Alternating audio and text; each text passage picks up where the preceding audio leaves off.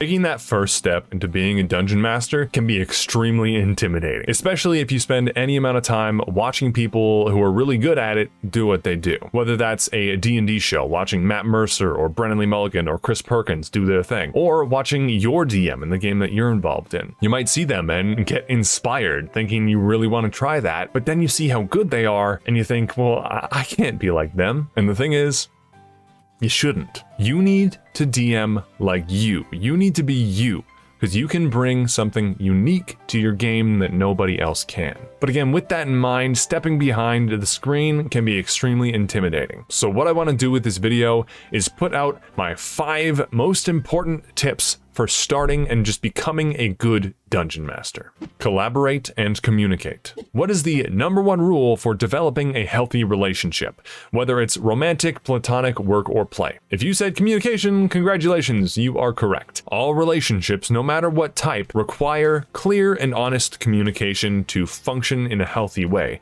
and a D&D table is no exception. You don't want all your players to be on different pages about what kind of game you're playing. If you want to run like a high tension, high stakes, suspense filled campaign and somebody shows up with a character named after a fast food restaurant, then that's gonna be awkward and it's not gonna work and it's gonna interrupt the flow of the game. And the reverse is true too. If you want to play a silly, stupid, meme type game and then someone shows up with a super edgy rogue whose family was murdered and they're off for revenge and they're very serious, then that's not gonna work either. And you want everybody to be clearly communicating with each other so the game runs smoothly and everyone's having fun and we know what we're there for. And you want to make sure that the relationships are what they need to be, because this is a collaborative game. And yes, the DM is there to put obstacles in front of their players and challenge them and threaten them, but the thing is, you are still on their team. This is not an adversarial relationship, again, unless that's the type of game you want to run. And a friendly rivalry from DM to player can be a lot of fun, especially if you play it up. But if there is genuine animosity between the players and the DM, then something has gone very, very wrong. But this is fairly simple, common advice. Make sure everybody's on the same page, make sure everyone is there for the same reasons, and make sure you foster a collaborative atmosphere. Find your style. No one can DM like you can. Also, no one can DM like Matt Mercer can. And also no one can DM like I can. Every DM is unique. Some focus on combat, some on narrative, some on character. I'd recommend finding what it is that draws you tabletop RPGs and D&D specifically. Is it the high fantasy? Is it the magic? Is it the monster fighting? Is it about creating characters that are fun and interesting mechanically as well as narratively? Are you interested in stories about how people come into and harness their powers? Or are you interested in a bunch of people coming together and building a family together? Whatever it is that draws you to this game, lean into it. Spend time thinking about it, because you will be able to develop a deep understanding of how to make that work, and then you can bring it to your game and you can do it like no one else can, and your players are going to be extremely appreciative of that. And don't stop there. What do you do outside of gaming that you can bring to your game to enhance it? Are you an artist or a musician? Then bring art and music to your games. Are you a history buff like me? Then build a detailed past for your world. Are you really interested in magic systems? Then define how magic works in your world. Or if you love true crime, use that passion and that knowledge to build a realistic, engaging murder mystery. Whatever it is you are good at, I guarantee there is a way to bring it into your game. Another very important thing about your style that you need to figure out is how much prep you need to do before your games, because everybody is different. Some people do massive amounts of prep before the game starts and in between every session. Some people do almost none. Personally, I like to do a massive amount of prep before the game starts to build and flesh out the world, and then in between sessions I mostly rely on improv since I know the world so well. But I guarantee you're probably not going to fit any of those descriptions exactly. Everyone is different. Everyone requires a different amount of prep that makes them feel comfortable. And the only way to find what kind of prep works for you is to just go out and try a bunch of different things and see what you like. Find inspiration. Inspiration is absolutely everywhere. You just gotta look. There is an expression that I love that you might have heard before. It goes, good artists borrow, but great artists steal. So this is me. encouraging you to steal anything and everything and put it into your game.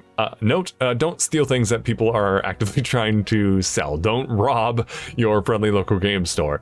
What I mean is, what I mean is ideas. If there's a movie or book or show that you love, that part of it would make a really cool game, then go ahead, steal it, take it. It's yours now. Throw it in there, make it yours, blend it all up. But movies, TV, and books are not the only kinds of inspiration out there. I highly recommend watching other DMs do what they do and just listening to how they run the game and watching them and learning from them. My experience of talking to and learning from other DMs has been absolutely fantastic, because it seems to be, in my experience, the culture around DMing is what is mine is yours. Every DM I've ever talked to about this kind of stuff has been extremely generous with their time and their ideas and their tools, and it's just been absolutely fantastic because there are people everywhere. They're on Reddit, they're on YouTube, they're on TikTok. Also, you can go and you can watch D&D shows. You can watch Critical Role or Dimension 20 or High Rollers. They're all fantastic shows with fantastic DMs that you can learn a lot from watching. Now, my one major caveat for that is don't just pay attention to how one DM does their thing. Now, obviously, there's a huge time commitment for these kinds of shows, and that's really unfortunate. But if you can, I highly recommend giving multiple DMs a try, because if you only watch one DM, it is inevitable that you're going to start subconsciously copying them. And if other people at your table have watched that show, they're going to notice, and it's going to be kind of weird. And with those ideas out there of stealing ideas and learning from other people and stuff like that, I just want to throw out this quote. I don't have to wait for the quote. I can cut it. It is important to draw wisdom from many different places. If we take it from only one place, it becomes rigid and stale. Understanding others will help you become whole. Man, I love Uncle Iroh, he's my favorite. But if you draw from a lot of different places and blend it all together, it's going to create something really unique to you. And it's going to really represent you because it's the stuff you love. It's the stuff that inspires you all in one place. And it's just going to be awesome. Understand the rules. I'm sorry, but you gotta know the rules. You just gotta. There's a lot of people out there who say you don't really need to know the rules to DM, and I disagree. You don't need to memorize the player's handbook or the Dungeon Master's Guide. Obviously, that's insane. But you really need to know the basics. You need to know how combat works. You need to know when to roll a die versus when not to. You need to know how encounters work and what your monsters can do, and to an extent, how to most effectively use them. But most importantly, you need a solid enough understanding that you don't let the game drag.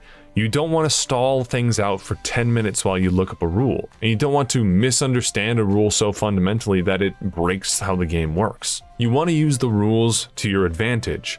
They're there for a reason. But at the same time, you gotta understand how the rules work in order to effectively break them. Breaking and bending the rules, as well as inventing your own whole cloth, is a huge part of TTRPG and D&D culture. People are always homebrewing, but making good homebrew is really difficult when you don't have an internal understanding of how the game works. You don't want to make up a whole new set of rules for something that the player's handbook already covers really well. But ultimately, you need to understand the rules because you want to run your game in an efficient way, and also you want to know when and how to break them effectively. Because let's be honest, breaking rules is fun. In Dungeons & Dragons, I am not advocating for you to go out and break any laws.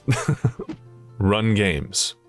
Ultimately, I can give you advice until I'm blue in the face, and it won't necessarily make you a better DM. It can give you ideas, it can inspire you, you can learn new things and look at things from different perspectives, but ultimately, the only thing that is going to help you actually improve your skill of being a DM is being a DM and running games. Now, I don't mean never learn anything. Knowledge and understanding are deeply valuable, but if you don't use them, it just stays in your head and it's not ever put out there. It doesn't improve the world, it doesn't improve anybody's life, it just sits there and does nothing. You can sit here and watch YouTube videos and read blog posts, and maybe technically your skill bar is going up, but you're never actually going to hit the next level unless you practice, unless you go out and do it and learn from your successes and your mistakes. And yeah, the thing is, when you first start to DM, you might be bad at it, and that's gonna suck and that's gonna be frustrating. But the thing is, even if you're not great,